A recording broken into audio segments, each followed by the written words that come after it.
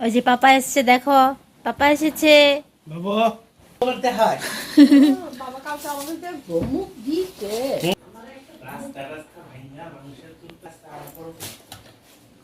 তাহলে বাজার কোথায় বসবে এখন? হ্যাঁ, এটা তো রাস্তায় বসতো বাজারটা। ধরবা না। আমি কেমন করে সয়াবিন আনবো?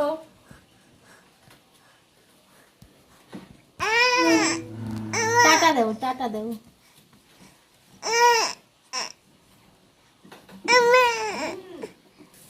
খাসনি কেন? খাবার খেলে তো যেতে পারতি।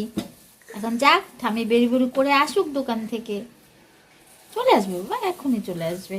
Good morning my dear friends, welcome back to my family. আশা করি সবাই ভালো আছে, সুস্থ আছে বন্ধুরা। আমরাও ভালো আছি। আমাকে তো দেখেই বুঝতে পারছো এখানে আমি কি করছি। সেই কোন কাল থেকে মনে হয় বসে আছি। আজকে কাজকর্ম সব পড়ে আছে। মায়াদি তো আসবে না, শরীর ঠিক হয়নি, বাসনপত্র কিচ্ছু ধোয়া হয়নি। এসে বাবা পেরিয়ে গেছে আজকে অনেকটাই আগে, তো সম্ভব হয়নি আজকে। দেখছো কেমন করছে খাবারটাকে অ্যাভয়েড করার জন্য।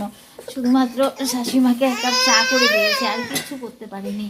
তো দেখি আর একটুক্ষণ চেষ্টা করব, তারপর ছেড়ে দেবো। কতক্ষণ আর কুস্তি করা যায় এভাবে বলো? প্রায় 1.5 ঘন্টা তো হয়েই গেছে। না না না, খেতে হবে না, খেতে হবে না বাবা। ও এখন ঠাম্মি গেল দোকানে, সয়াবিন রান্না হবে, সয়াবিন শেষ হয়ে গেছে তো যাওয়ার জন্য এমন করছে, নিয়ে যায়নি দেখে। ঘোরাঘুরি খেলাধুলা সব ঠিক আছে, কিন্তু খাবারটা নিলেই খাবার কিছুতেই খেতে যায় না। কত কষ্ট করে যে বন্ধুরা খাবারটা খাওয়াই ওকে, একমাত্র ভগবান দেখে। আমি আর কাউকে দেখাতেও পারি না। প্রতিটা মুহূর্তে মনে হয় আয়ুষ কবে বড় হবে, কবে খাবারটা খেতে শিখবে। সবই তো ঠিক আছে, দুষ্টুমি তো একটু করবেই ছোট বাচ্চারা, কিন্তু খাবার না খেলে মায়েদের যে কি অশান্তি হয়, এটা যে বাচ্চারা খেতে চায় না ওদের মায়েরাই শুধু বোঝে। চল বাবা আর একটু খাই সোনা। আমি কিন্তু এখনো কিচ্ছু মুখে দিইনি। এই দেখ বাবা, এগুলো আমার মাজতে হবে, আমি কখন কি করব। এই দেখো বন্ধুরা আমার বাসনের পরিস্থিতি। এগুলো যে কখন কিভাবে মাজবো জানি না, উনি ছাড়তেই চাইছেন আমাকে। এখন কি যে করব আগে বুঝে উঠতে পারছি না। কালকের ভাতটা গরম করে একটু খাবো, নাকি বাসনগুলো মাজবো, কোনটা রেখে কোনটা করব। এদিকে ঘর দোর মোছা সবই বাকি পড়ে আছে, বাইরেও কিছু বাসন রয়েছে। আয়ুষ না বন্ধুরা এখন খুব ঢং করে কাঁদতে শিখেছে। কিছুতেই ঠাম্মির কাছে যাচ্ছিল না, আমাকে 2 হাতে আঁকড়ে ধরে রেখেছিল। জোর করে দিয়ে এসেছি, বসিয়ে রেখে এসেছি দুজনকেই উঠোনের রোদে। আর আমি এসে রান্নাঘরে কাজগুলো সারছি। ভাত ছিল বলেছিলাম, বাসি ভাত, ওটা বসিয়েছি কম আছে, একটু জল ছিটিয়ে দিয়ে। এটা গরম হচ্ছে, আর আমি যত বাসন ছিল ওগুলো সব মেজে ধুয়ে নিচ্ছি। এই বাসনগুলো কিন্তু বন্ধুরা ঘরে আমি প্রতিদিনই মেজে থাকি, তোমরা লক্ষ্য করো। মায়াদি আসেনি তাই বলে নয়, তবে আজকে যেহেতু আসেনি তাই ধাপে ধাপে সব বাসনই নিজেকে মেজে নিতে হবে। মায়াদি আসলে যেমন যেগুলো এক্সট্রা বাসন, যেগুলো বড় বড়, সেগুলো বাইরে রেখে দিই, ওগুলো মেজে দিয়ে যায়, ঘরটা মুছে দিয়ে যায়। আজকে সব কিছুই আমাদের ঘাড়েই পড়ছে আর কি। তবে এইটুকু কাজকর্ম করতে বন্ধুরা আমার একটুও গায়ে লাগে না। যদি আয়ুষ কারো কাছে থাকে, কেউ যদি ওকে দেখভাল করে, তাহলে আমি সকালবেলায় এই কাজগুলো সেরে রাখতে পারি। সকালের কাজ সকালে না সারতে পারলে পরে এই দুপুর টাইমে কাজগুলো সারতে বন্ধুরা খুব বিরক্ত লাগে। যেদিন আমি খুব সকাল সকাল উঠতে পারি, ঘুমোতে তো অনেকটাই লেট হয়, তাই রোজ দিন সকালবেলায় জাগনাও পাই না। তখন আয়ুষের পাপা বাড়ি থাকতে থাকতে এই কাজগুলো করে রাখি, কিন্তু সেটা প্রতিদিন সম্ভব হয় না। অনেক সময় আয়ুষও উঠে পড়ে সকালবেলায়। তো এবার বন্ধুরা চলে এসেছি আমার ঘরে। বিছানাটা চেঞ্জ আজকে করতেই হবে, খুব নোংরা হয়ে আছে, ব্ল্যাঙ্কেটের কভারটাও নোংরা হয়ে গেছে। তো এগুলো সব কাচতে দেবো। ব্ল্যাঙ্কেটের কভারটা আমার কাচতে হবে না, মামি এই হেল্পটা করে থাকে, কারণ আমার আয়ুষ হওয়ার পর আয়ুষের পাপা মাইনে ডাবল করে দিয়েছে শুধু আয়ুষের মানে আমার কাপড় জামাগুলো কেচে দেওয়ার জন্য। আগে আমি আমার নিজের কাজ নিজেই করে নিতাম, এখন যেহেতু ও খুব ছোট, ওকে আমার অনেকটা টাইম দিতে হয়, তাই আমি আর করার সুযোগ পাই না। তো বন্ধুরা এবার আমি একটা বিছানায় চাদর পেতে নিলাম। এই চাদরটা আয়েশের পাপা কিছুদিন আগেই কিনে এনেছিল, তোমাদের দেখিয়েছিলাম। এটাই একমাত্র চাদর বন্ধুরা যেটা আমরা বিয়ের পর প্রথম কিনেছি। এত বছর যাবত না আমাদের গিফটে পাওয়া চাদরগুলো দিয়ে চলছিল। এই চাদরটা না বন্ধুরা আমার ভীষণ পছন্দ হয়েছে। পাপা এটা ফেলে না, ফেলে না, কোথায় লুকিয়ে রাখছো? আসো আসো আসো, ঘুমিয়ে দিয়ে আসো, পেন্টু পরনি। আজকে বন্ধুরা যা কাজের ধুম গেছে কি আর বলবো তোমাদের। সকালের খাবারটা খেয়েছিলাম 1টার দিকে, বাসি ভাত গরম করে শাশুড়ি বৌমা মিলে।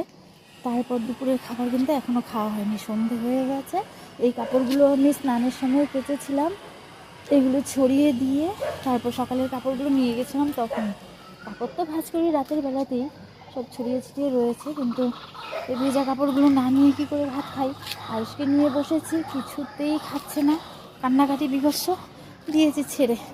ঘন্টা দেড়েক ছিলাম, ওই কয়েক চামচ খেয়েছে ওইটুকুই। বাচ্চাটা যে এত না খেয়ে কীভাবে থাকে, কবে যে খাওয়া শিখবে জানি না। আমার প্রচণ্ড খিদে পেয়েছিল দৌড়ঝাঁপ করতে করতে।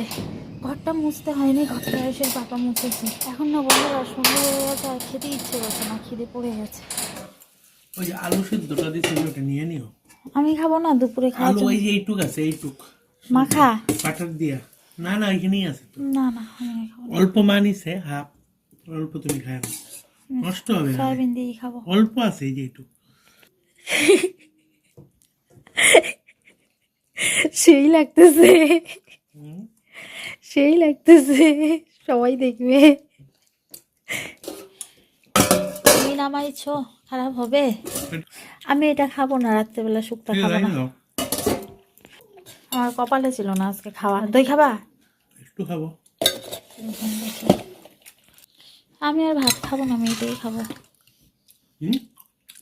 ভাত আছে তো খাবো। খাবো না।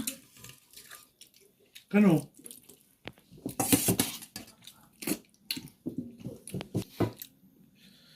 ব্যাস, একটু দেখি। হবে হবে। দই কম খাবো। পুরাটা আমি খাবো, পুরাটা আমি খাবো। তোরটা খেলে না যে এমন উঠবে রাত্রেবেলা। পরে আমার কাঁচা কোলা করে নিয়ে যেতে হবে, তার মধ্যে রাস্তার যে অবস্থা। যাই হোক, ওই চান্সে তোমার কোলে তুলতে পারবো। সেটা পারবা।